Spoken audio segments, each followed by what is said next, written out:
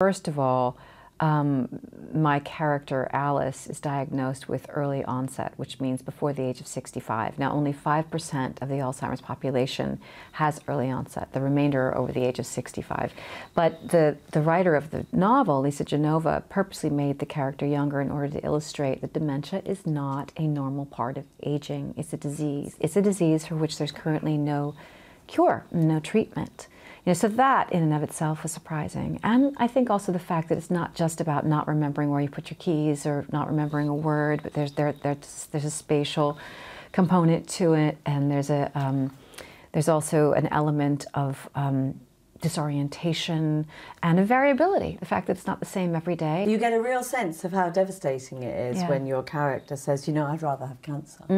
At least then people would be wearing pink ribbons for me and I wouldn't feel so ashamed. I wouldn't feel ashamed. I think there's also, I think these days when you have cancer, you're like, well, what's my next step? You know, my next step is treatment and often a cure. And that's not the way it is with Alzheimer's. I mean, you know, 30 or 40 years ago, cancer was the same way. People kind of spoke about it in whispered tones and there was no cure and it was just like that was the end.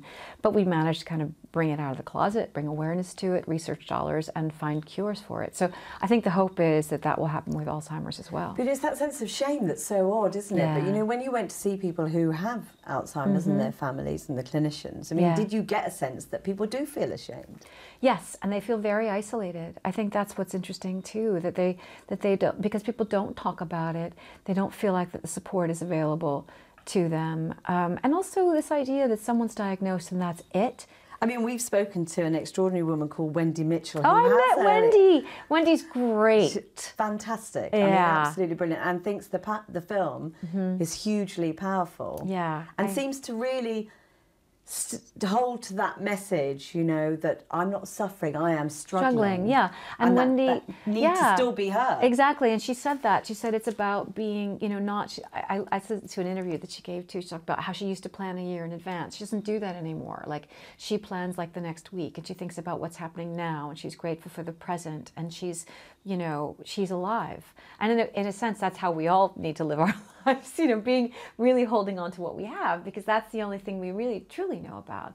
Now, you're nominated for an Oscar for this, and I don't think there are many people who would be surprised about that. But there is surprise and controversy about the Oscars this year. The idea that it's a very white, very male set of nominations. I mean, does that matter? We don't have a tremendous amount of control. I certainly don't have any control over how the nominations, you know, come up. Not just in our industry, but we want our world to be increasingly diverse and to have as many cultures and ethnicities and genders represented as possible. And I think that, I think we'd all like that. And in terms of, you know, not just ethnicity, but women, older women, absolutely. That's a big discussion for us here. I think, you know, it's really funny because somebody talked to me about pay disparity. It was a journalist, actually, in the United States, who was talking to me about pay disparity in show business. And I said, I think that that's something that's not endemic just to show business, but I think that it's something in our world that we're all dealing with.